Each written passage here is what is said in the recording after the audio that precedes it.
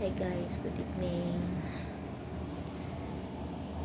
Nada ko share ninyo guys kanang experience na ko dari about sa mga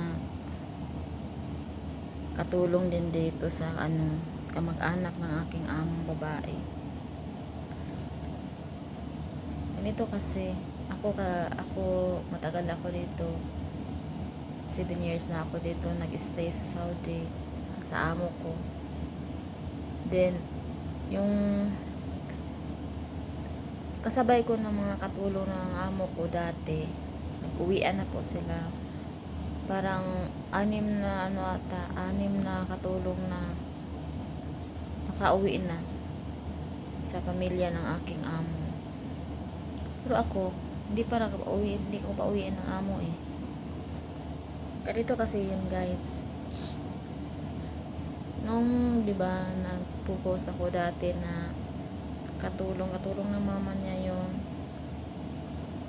nag-away na yun nung last year, tapos pinalitan ng bago, wala pang isang taon ang katulong na bago.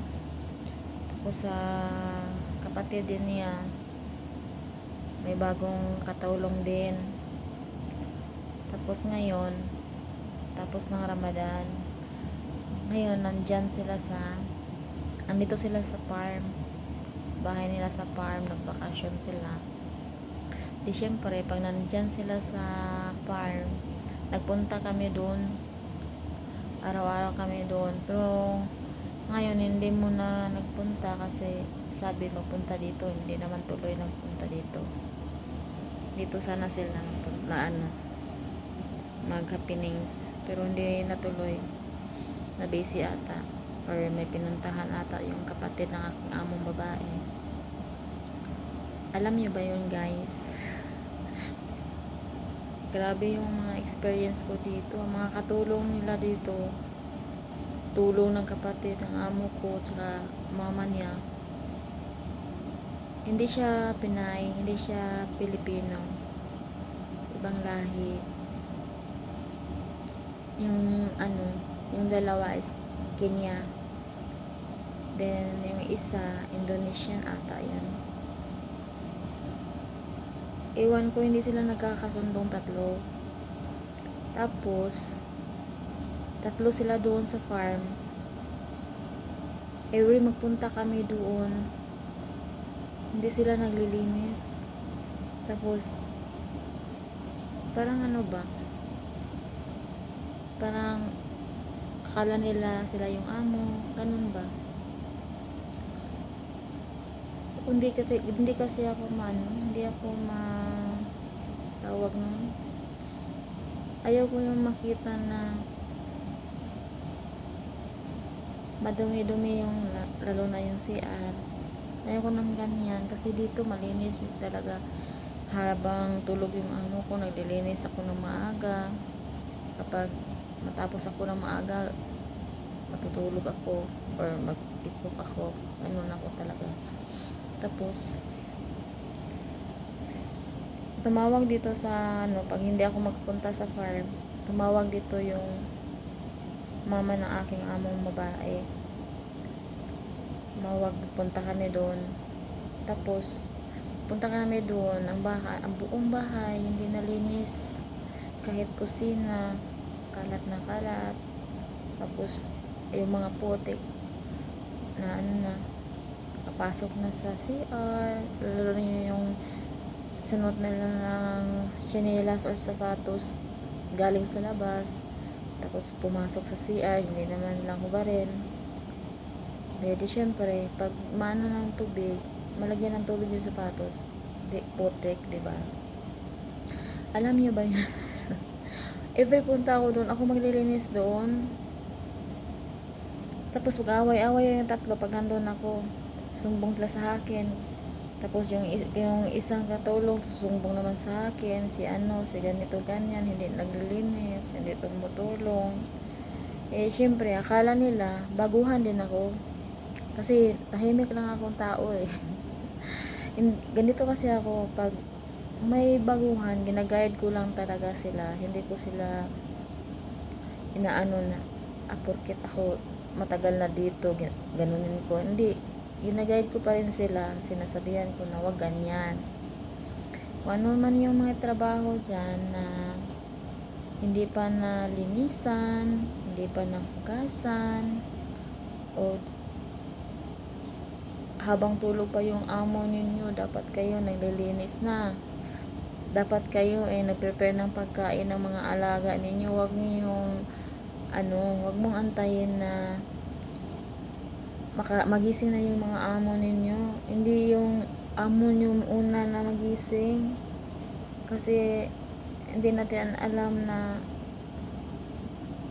hindi naman laging yung utak nila, hindi sila laging maganda ang mood, hindi sila laging bait na lang, 'di ba? Alam natin yung mga amo natin. Kapag nasa Arab country tayo, alam natin yung ginagawa natin. Alam natin yung mga ugali nila, lalo na tahimik yung amo. Pag tahimik yung amo, dapat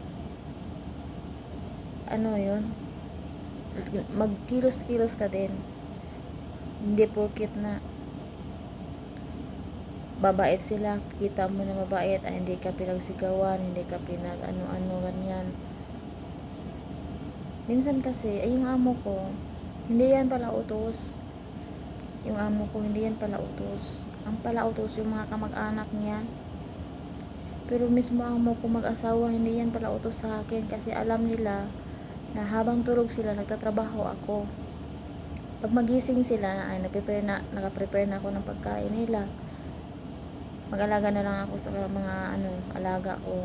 Magising, magpapakain, bihis, ganyan. Mag-alalaro na lang sila. Hindi pareho sa katulong doon na mag-away-away sila. Pero pag sabi ng amo nila, pag-away lang daw yung pag nandun ako sa pagpunta ako doon sa farm.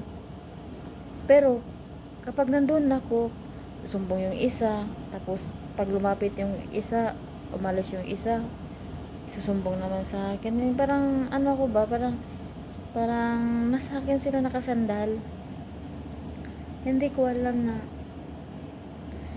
nag-away-away sila doon kasi share lang ako. Kahit matagal na ako dito, kung may bagong katulong, ginagayad ko talaga sila. Kasi yung mga ibang lahi guys, wala silang training na tulad ng mga Pinay. Tulad sa Pilipinas na may training po tayo bago tayo umalis. Sila merong agency pero wala silang training. Kapag gusto ng amo kumuha ng katulong na katulad nila, automatic yan. Kapag may passport na, okay na yan, may passport. Tapos doon sa agency, dadaan pa rin sa agency. Pero hindi katulad sa atin na may uwa tayo, may TISDA, may PIDOS. Sila wala silang ganyan. Kaya anytime pwede silang umuwi, isang buwan pwede silang umuwi. Wala silang wala silang kontrata na tulad sa Pilipinas. Tapos mababa lang din ang nila, mababa lang ang sahod nila kaysa Pilipino. Yung sahod nila 900 to 1k lang. Yan sa atin 1.5, diba? Tapos natawa ako sa kanila kapag umuwi ako kasi sila sa akin, huwag ka na umuwi, dito ka na lang matulog. Kasi iniisip nila na ako yung magtatrabaho. Hindi naman ako madaldal. Hindi rin ako nagsasalita kapag nagtatrabaho ako. Trabaho lang ako ng trabaho. Di lang ako madisturbo. Ganyan talaga ang ugali ko. Gusto ko yung nakaupo ako na malinis yung paligid ba. Ganyan nun. Malinis ng bahay. Malinis ng loob ng bahay. Yung yung maliwanag yung pananaw sa labas, diba? Ganyan. Baka nakaupo ka na wala ka nang iisipin na may gagawin pa ako. Wala ka nang iisipin na Hindi ko pa natapos yung gawain ko, ba't ako nakaupo na lang dito? Hindi ako ganyan. Di, mag-upo na ako, magsi-cellphone na ako kapag matapos na yung trabaho. Nung kagabi, nag-away-away sila doon. Alam niyo ba yun, guys? Sa pagising pa daw ng umaga, yung isang katulong yung nagdudumi yung alaga niya, di syempre lagi siya naglalaba.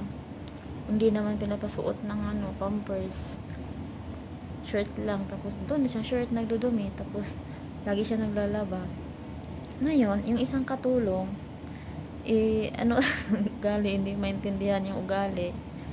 Minsan mabait, minsan sobrang matapang na hindi marunong maglinis. Tapos madaldal din yung bunganga niya, ang sa tainga masakit sa tainga, yung lagi lang nakaganon ba. Ayaw kong ganyan magtrabaho.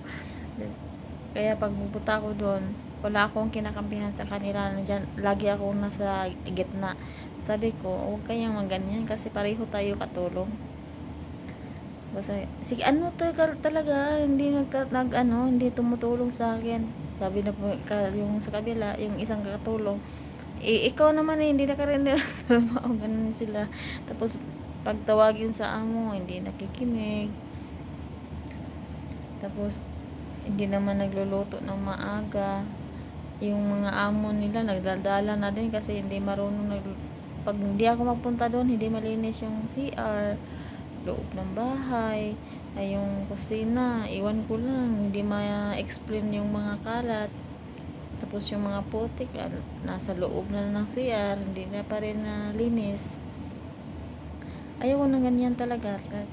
Na magpunta ko doon, hindi na ako magsasalita. Naglilinis talaga ako kasi namahiya ako pag pumasok yung amo ko na mag-CR. Tapos, grabe yung dumi ng CR. Minsan, hindi pa na-flush yung inidoro.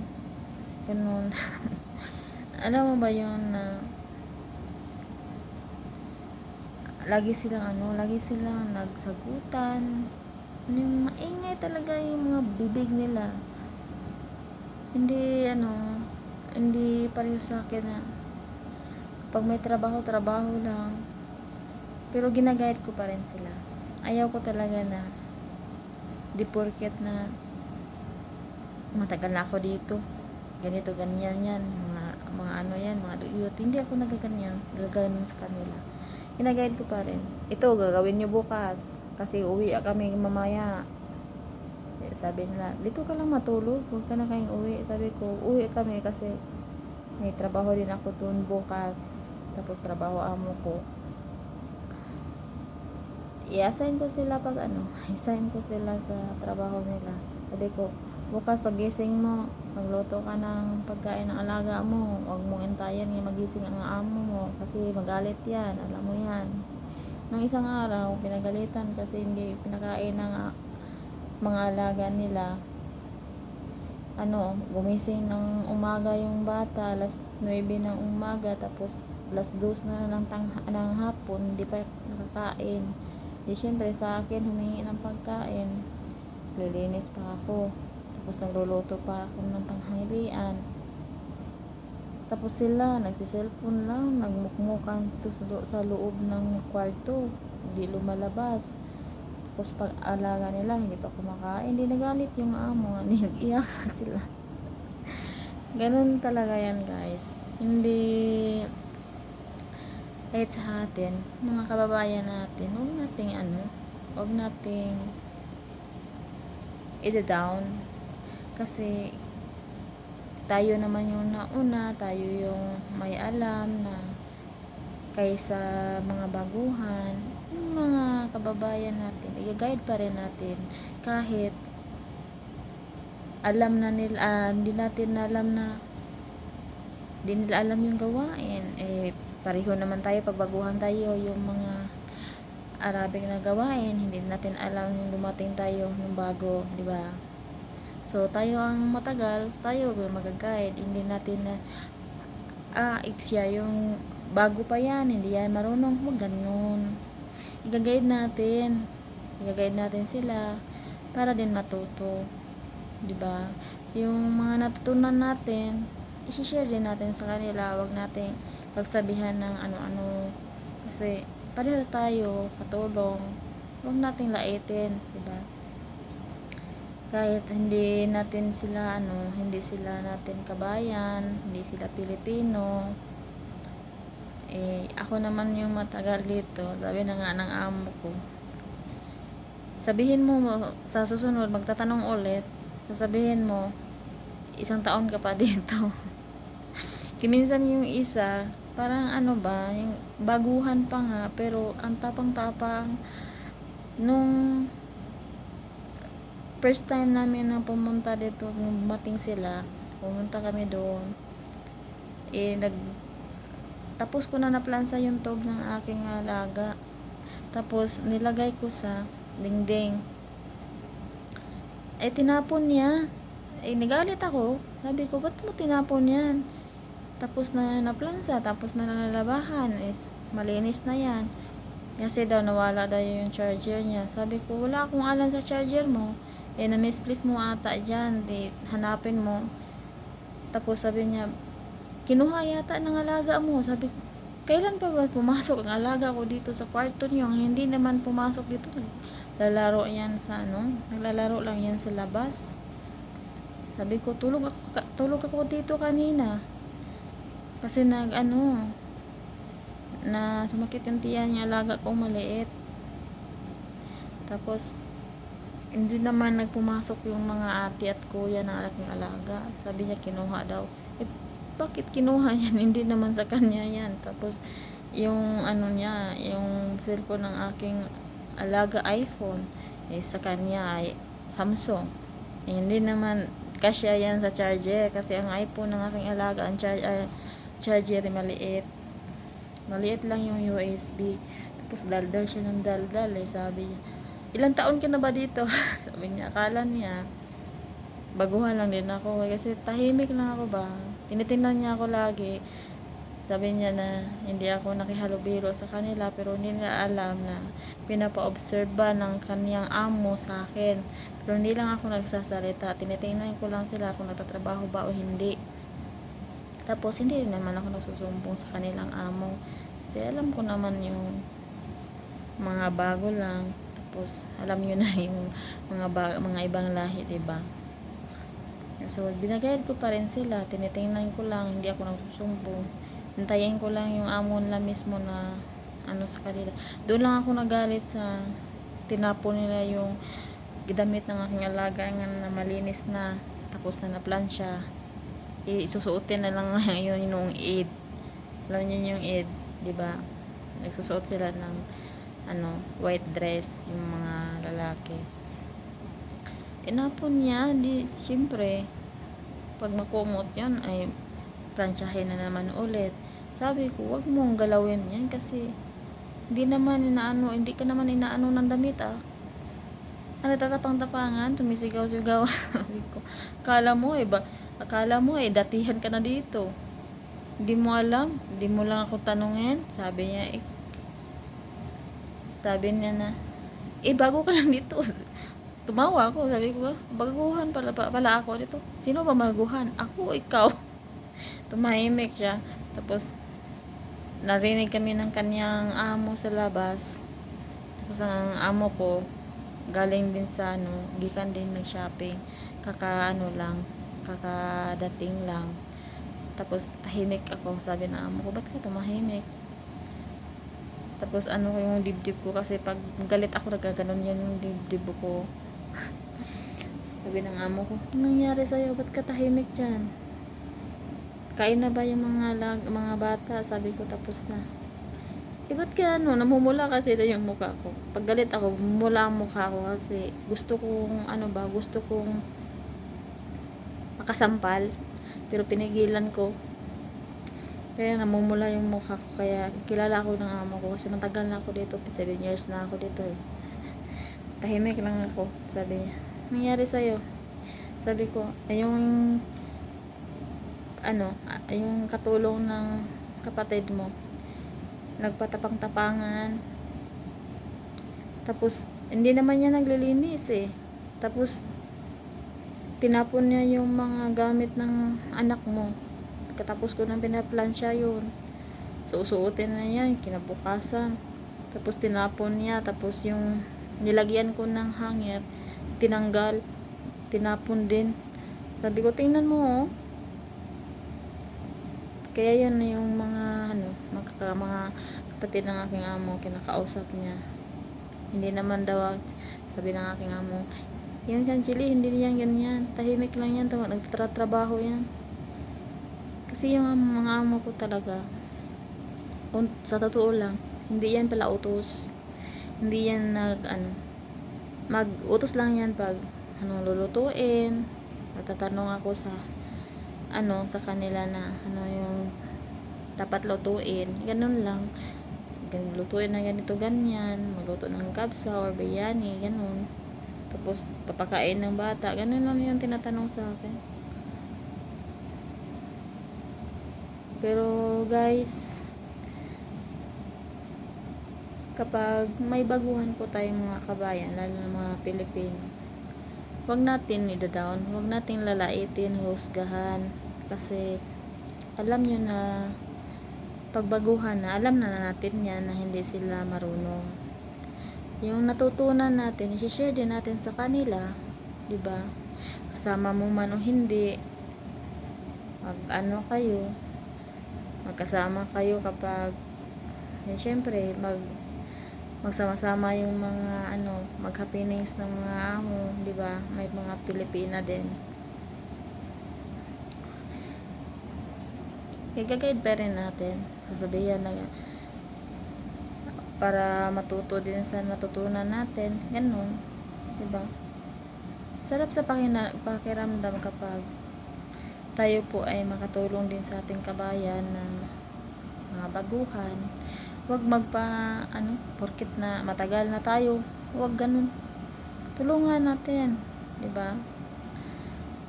Yung dating amo dito sa kabila, dating katulong dito sa kabila, sa pamilya din ng amo kong lalaki, taga Africa yun. Dumating dito kahit paghugas ng plato. Mga pinggan kasi hindi na yan hugasan, hindi marunong, wala siyang alam pagdating dito. Pagtapos ko ng trabaho dito alas 9 ng umaga, punta ko ng alas 10 doon. Ginaguide ko talaga siya anong gagawin niya.